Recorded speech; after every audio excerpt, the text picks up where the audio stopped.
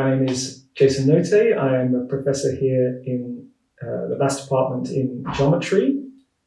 And I am Isar Alonso, and I'm a third-year DPhil student. And we are going to be doing a regular DPhil supervision session today. And we are going to be talking about progress that Isar has been making towards both her confirmation of status and beyond that to study solutions to what's called the heterotic G2 system. And in particular, we're going to focus on trying to find what are called G2 instantons on the tangent bundle of these 7-dimensional manifolds that Isar is interested in. Great. So I finally finished the confirmation of status, the thesis, Great. And I have my value scheduled for the 1st of June. Very good, very good. So have you sent them? Yes, yeah, I did like a very quick reading of everything again and tried to have it all finished. Yeah. Although it probably need when this would evolve into the thesis at some point, I think especially like the first chapter should have a bit more of modifications because right now it's like a bit of a mix of everything. Yeah, sure. But I think but at least there's stuff there that will form a chapter of the thesis. No, and especially like the chapter 2 should be mostly that, and the chapter 3, although I don't know if I'm gonna add a bit more about other possibilities for singular orbits. Okay, the other choices you can make for the singular orbits. Yeah. No, but the plan is that this will be useful for the future. Yes. Yes. Very good. Great. So that's all sorted. So maths things. Yes. So after that, I've been doing in parallel both things. First, reading about the continually looking for these 2 instantons in particular in the tangent bundle. So what is the group and what is the setup that you're looking at? So the group is SU2 squared. Okay. So we've got SU2 squared. That's what's acting. Yes. Okay. And this is acting on a 7-manifold. Yes. Homogeneity 1. Okay. Yep. And I want the principal orbits to be SU2 squared as well. Okay. So you want those to be the principal orbits. All right. So you've got no stabilizer at all. Okay. And the case that I was considering really was where the singular orbits were either one of two. I consider both compact and non-compact, but also SU2 squared diagonally connected. Sorry, not SU2 squared, SU2. SU2. Okay, so you've got So you're gonna have the diagonal SU2 in here. Yes. Right, and then that means you're gonna get S3 in here. Mm-hmm. The 3 spheres, those singular orbits. Okay. Yes. Yep. Good. So we've got lots. So you're not gonna add in an extra U1 action. You're just going to have SU2 squared. You're not going to have SU2 squared times U1 or SU2 cubed. You're asking the most general case. Yes. Okay. Yep. But we'll see what things I end up considering at the end. Yeah, that's fine. But after our previous meeting, I think I'm still not sure about how to start looking for these connections on the tangent bundle. Right. I see. So we know that. So you had a look though at the paper by Gonzalo and the SU2 squared invariant G2 instantons.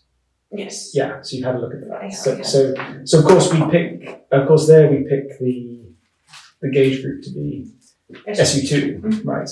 Whereas now we're going to have much larger because it's the tangent bundle. So the gauge group is now whatever the structure group of that thing. So but we want to find. But it's the same principle, I think, that you just want to find a good ansatz for what instantons look like or connections look like on the tangent bundle. Yeah? Mm. I mean, so we know that there's always one, there's always a good choice of connection, which is the Levi-Civita connection. And the connections form an affine space. So that means every single other one just differs from the Levi-Civita connection by the addition of a 1 form with values in, the Lie algebra that's associated with that tangent bundle, right? So we could always write everything as Levi-Civita plus something else, right? Which is now just a 1 form on the total space, on the tangent bundle. And Levi-Civita, you said that it was a G2 instanton whenever the manifold is G2. That's right, because there's that thing, right? So if you have any so if you have A is actually the Levi-Civita connection.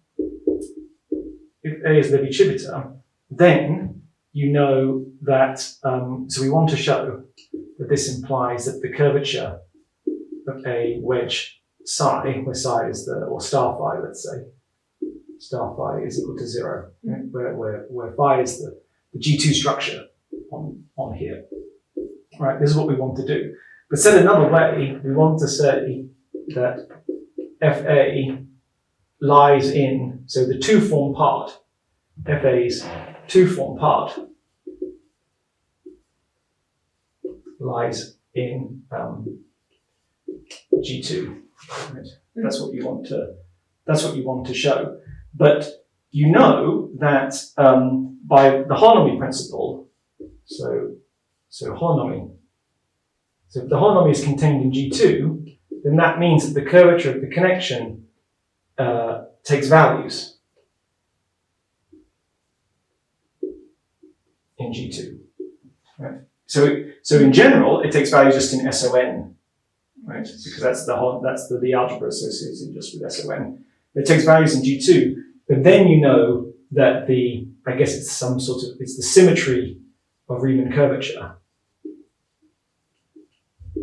So the symmetry of the Riemann curvature tensor means that actually this FA wedge star phi is 0 because it's a symmetric map, as FA is a symmetric map from two forms to two forms. Symmetric. Right. This is the statement that you can kind of swap.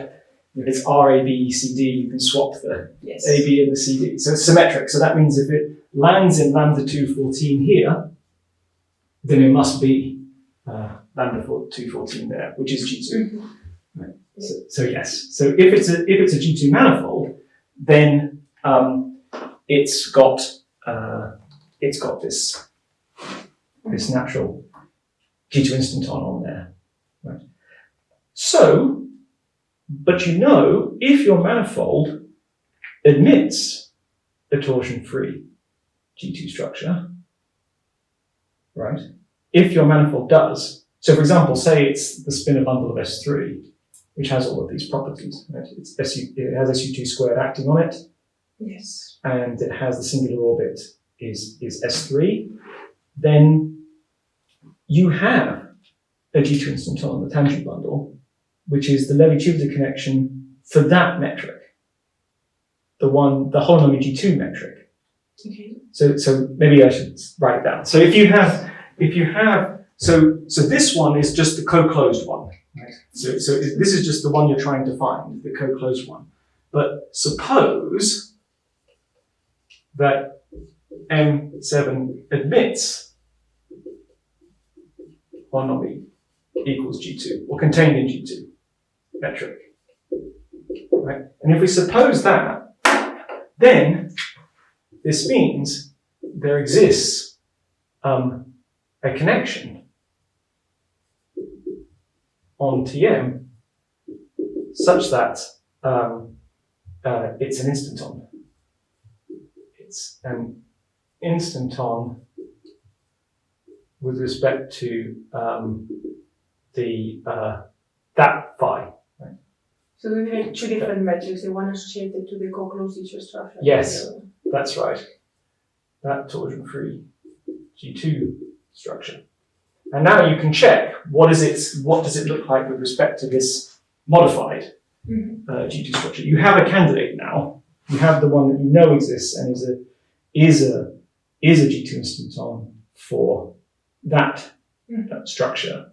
And now you can say, well, can I then deform that one? Can I add something to that one to make it a G2 instanton for the new G2 structure? Does it make sense? Yeah.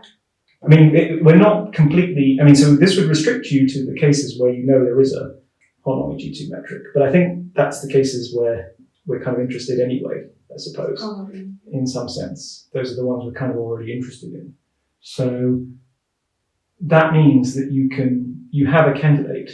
I mean, it won't be a G2 instanton for the new G2 structure. It won't be, or it may not. With a modification. Yeah, exactly.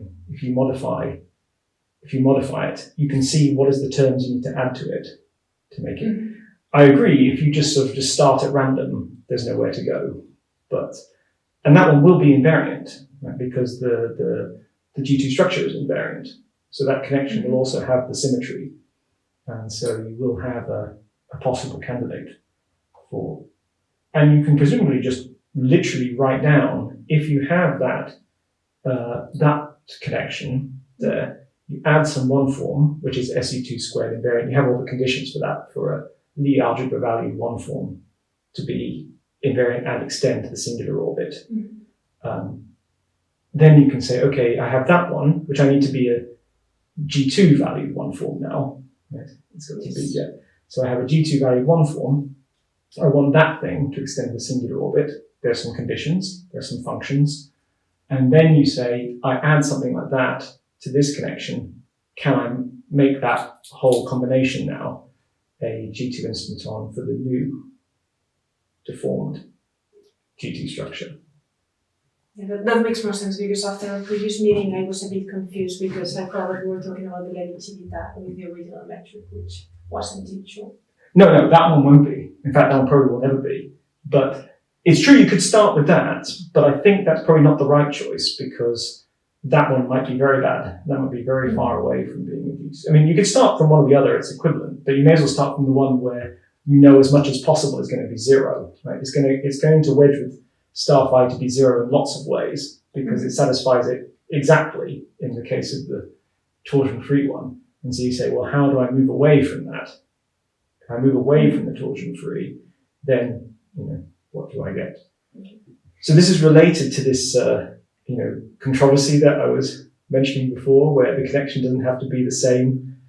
The connection that appears here doesn't have to be the same one that appears in the Yankee identity, right? Because there is a G2 instanton on the tangent bundle, which is this one kind of, but it doesn't have to be the one that appears. But we're not going to do that. We're going to assume that it's the same connection that appears in that anomaly free condition, and that appears in the, yeah? And the coefficients were valued in the algebra of G2. Yes, because that's where this is taking values. This takes values in G2. So you want, yeah, exactly. The structure group is G2. So you want your connection to also take values in G2. So there's some hope that that's what you want to do. So it's not exactly in the paper with Gonzalo. It's not quite there, because we only do the SU2 valued and U1 valued cases for the one forms. But I think it's not going to be much different. Is there any reference where this case would be considered? The G2 valued case, I mean, it's in the paper, my recent paper with Thomas Madsen, the instantons on flat space, but that is a very trivial case, because we only look to extending to a point rather than to a, so it's not a very interesting case, but we do have G2 valued one forms in that case. But I think you can have a look, actually, if you look in the paper by Gonzalo Oliveira on the monopoles on the Bryant-Salomon G2 manifolds. So if you look at that paper, he, I believe, looks at some SU3 valued connections. So he had SU3 valued one forms and looks at the conditions for those to extend. So it's not exactly the same, but it's going to be related. But I don't think it's going to be drastically different. But you just have more functions, more things. But I don't really see. No, I find very helpful to look at similar examples, and sure. Right now I've had very few of them, so any reference would be appreciated. No, but that's where you'll find at least a slightly larger gauge group in a non-trivial situation. Yeah, so I can't think of any other obvious ones. I think that's the most obvious that I can think of. Gonzalo must have had to do that in that paper. I seem to remember he looks at G2 instantons. I mean, he's looking for monopoles, but in particular he has to look at connections that extend across the singular orbit, Mm-hmm. and the gauge group there is SU3, if I remember correctly. Thanks. Any other idea about this thing, or should we talk about the other thing that I've been working on? I guess, what else do I want to say? Not really. I think this is the right move to make. You start off with something, I think thinking about it, this just to say, as I said from the start, you have an affine space. You just want to pick a good reference that becomes the origin, and everything is just you add to that, right? And you hope that if you view your G2 structure, your just co-closed one, as a deformation of the torsion-free one in some sense, it differs from that in some way. It satisfies parts of the conditions but not others. Then you can hope that you can deform this thing that you know is a G2 instanton for the genuinely torsion-free one. Does it become one for this non-torsion-free thing? How does it have to change? Maybe you have to say, well, these functions are equal in this case because the functions are equal in the final torsion-free G2 structure. Because you have all these functions, right? A's and AI's and BI's, and when it's the G2 the torsion-free case, they're all equal to each other. And but now you're allowed to, in your version, they don't have to be equal anymore. They can be different.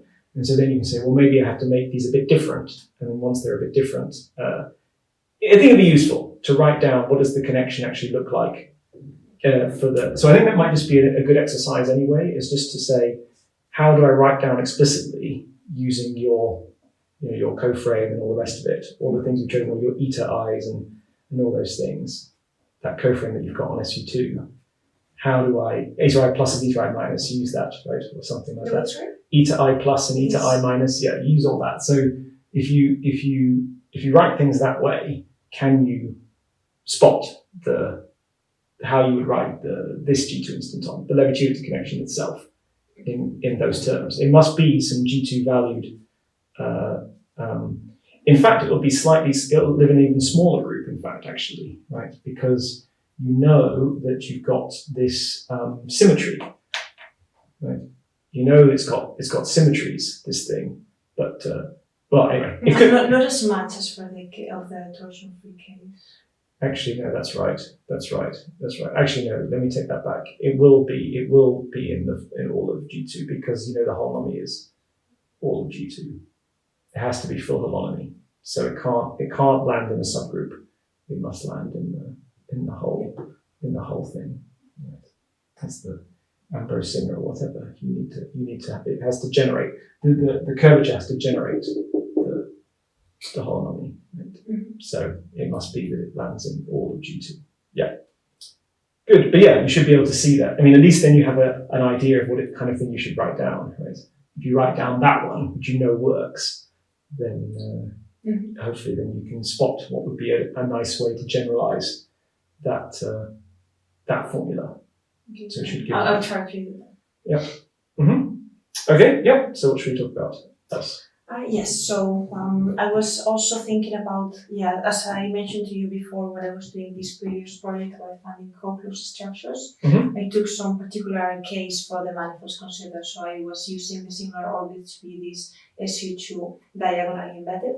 However, I felt why this one, why not consider other ones as well? Mm-hmm. And I found that Holster also has this classification of 7-dimensional homogeneity one manifolds. Mm-hmm. So I was looking about all the possibilities that there are for the compact. This classification is just for compact ones. Okay. And there's quite a few of them. Okay. So I've been familiarizing with these cases, but I'm not sure about if it would make sense to which ones of these would make sense to consider. Okay. But so what? How many of them are there? How many cases? There's are lots. Yeah, because in this. For this would be for the compact situation. So I already considered the case where both singular orbits are diagonally embedded. Yes. But you can have either of them to be S1. Yeah, these ones are S2s. You can have either of them to be S1, and then the embeddings vary a lot. Uh-huh. And sometimes the principal isotopy group is not trivial. Yes. So first I've been looking at the classification, and then I will have to maybe decide which ones could be more interesting, or if it just could be a bit boring to just do the same thing just for another case or not. A little bit. I mean, I think what might be useful is to have a look at the cases that come up in the papers by Bezaikin and Bogoviov-Lenskaya. Yes. Yeah, so I think have a look maybe at that one. But perhaps even better would be to look at the Foskalo, Haskins, Nordstrom paper, where they construct lots of things there. And, they've got SU2 squared times U1 symmetry, and the principal orbits are S3 times S3 mod some finite group. So there's also some finite group sort of thing going on there. And then there's also, they have their, whatever the singular orbit happens to be. So I think that would be the interesting cases. Well, what I'm saying is pick the cases where we know we have torsion-free examples. And I think then those are good because they give us a chance to find these G2 instantons. I think if not, I don't see a good reason. I mean, otherwise it's just chasing through too many cases. Yeah, that makes sense because I looked at this classification, there were like too many things. Okay. Yeah. And actually, as this classification was just for the compact case, are there any classification for the non-compact one? Right. Probably not, but I don't think how much of it really uses compactness. I don't know what the argument is. What's the argument? Just so you like a more exhaustive look on what things are there. Yeah, I mean, I don't know what it could be. I mean, most of this is presumably just a local discussion near the singular orbits. I don't really. I think the compact versus non-compact is probably not a big deal. I mean, maybe there are some things that get ruled out in the compact case that might happen in the non-compact case. But as I say, I think the better thing is just to look at the ones that we know. I mean, I think, and also the ones, maybe not just the torsion-free because they're always non-compact. There's also so actually, are there any compact things that have this symmetry group that have co-closed? Yes. So in the confirmation of status, I had this with diagonally embedding of SU2, but I consider both the compact and non-compact. Yeah. And there is I also had to check that in the compact case, both local discussions or single orbits they patched well at the beginning. Right. And at the end it did work. Right. I see. So yes. So I'm just wondering if you take these the nearly parallel G2 structures. Which one? So if you this out. So yeah, if you have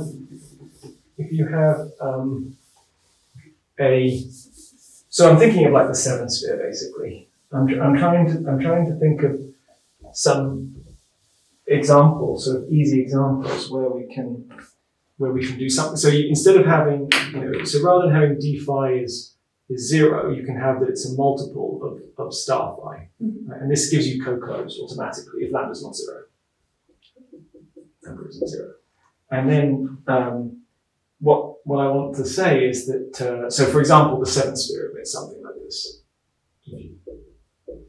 7 sphere emits that.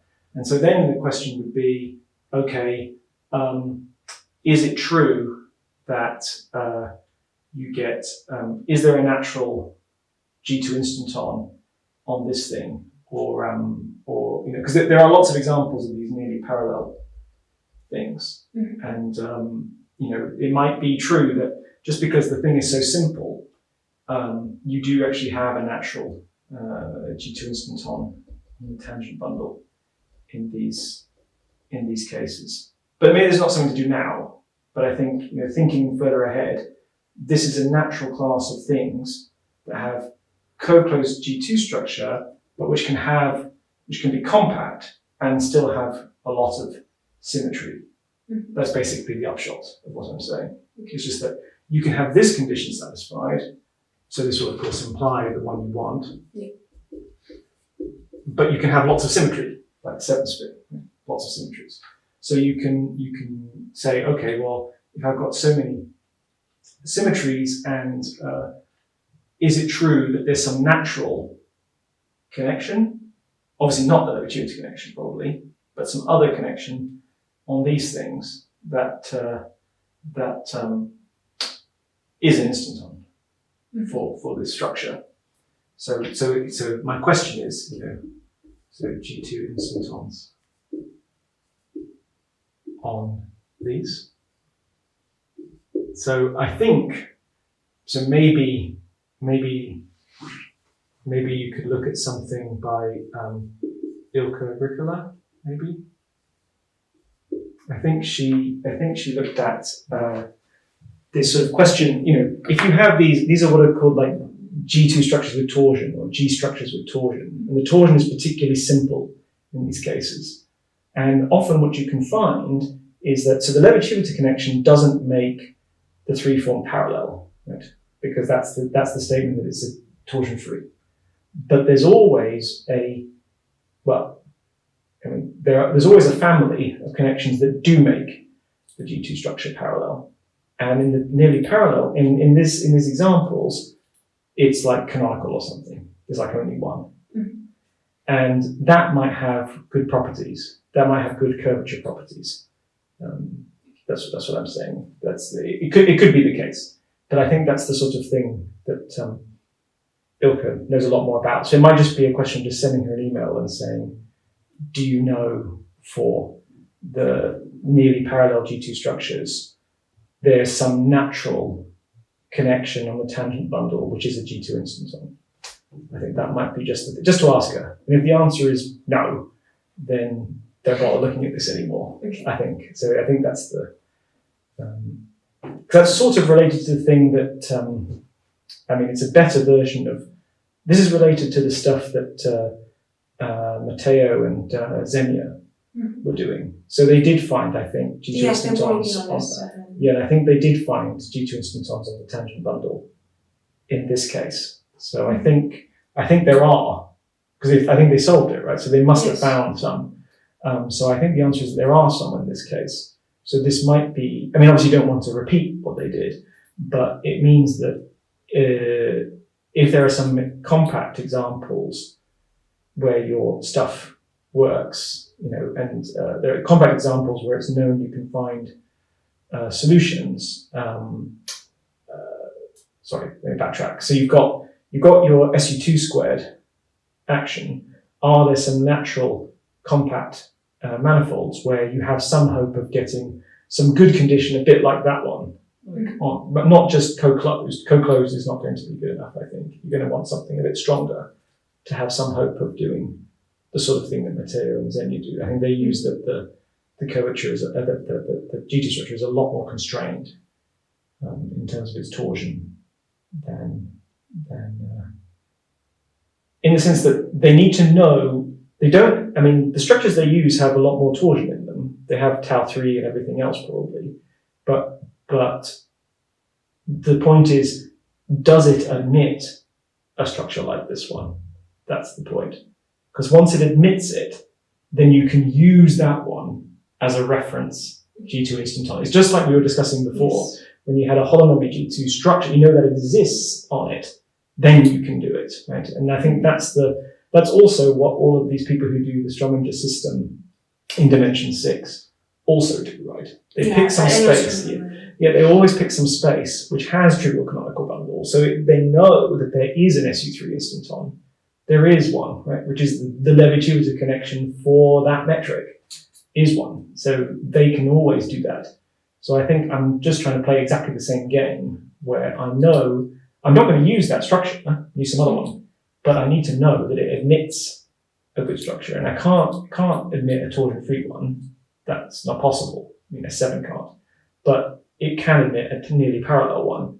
And actually that's good enough. And I think that's what, so it might be worth just having a little look at what Matteo and Xenia do. Yes, I already looked at this. Oh, you already looked, okay. But I think what they're secretly doing, and maybe not so secretly doing, is using this thing that I think Ilka Agricola uses and other people have spotted, is that when you have structures like this on your 7 manifold, in general, structures with special torsion, then there's some natural connection that you can write down, which is an instanton. The canonical one. It's called the canonical connection, exactly. Yeah, the canonical connection is something. So I think we call it something like Bismuth connection or something, but it's often called the canonical connection. I mean, but yeah, Ilka doesn't like this name, so yeah, use the name canonical, and I agree with her.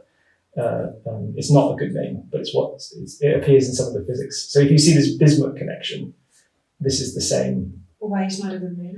I think because the Bismuth connection is really something in complex geometry. It's something not, I don't know for a fact, or Hermitian geometry. And I think it sort of said, well, it's the same thing in Hermitian geometry, but now in this G2, in this 7-dimensional setting. So we'll use the same name, but it's really not the same thing, right? It's actually some different thing. So I think canonical connection is the right thing. And I think the canonical connection then has a good curvature property. Okay.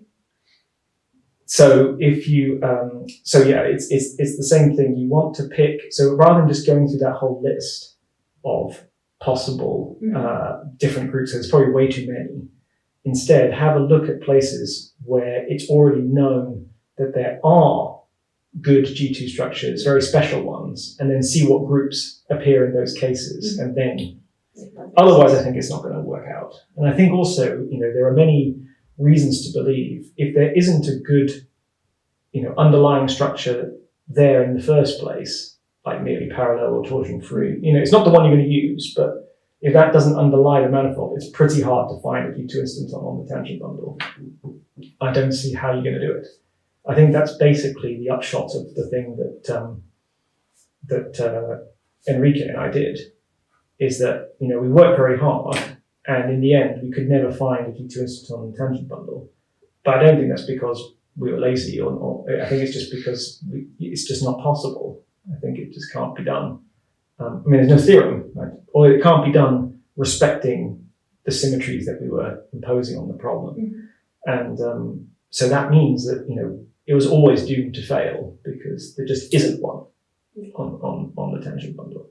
And I think that's what you want to avoid, is having exactly the same situation that we have, where there just isn't one. There just isn't a G2 instance on the tangent bundle. But you can avoid that by picking not just the torsion-free case, but I think these, like what Xenia and Matteo do, they pick a case where, okay, they're using some funny squashed structure, or G2 structure with torsion, but the 7-sphere admits a very symmetric, more symmetric G2 structure, which has much less torsion, this nearly parallel one, and that one has a natural G2 instanton associated to it.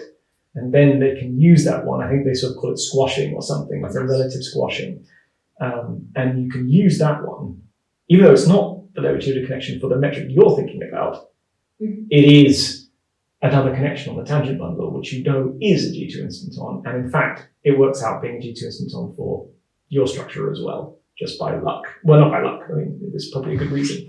And that might happen for the other cases too. Like, even though it's no longer the Lebedev connection for your new co-closed G2 structure, in the Holonomy G2 case, that Lebedev connection for the Holonomy G2 metric actually turns out to be a G2 instanton still for your new one, or slightly modified.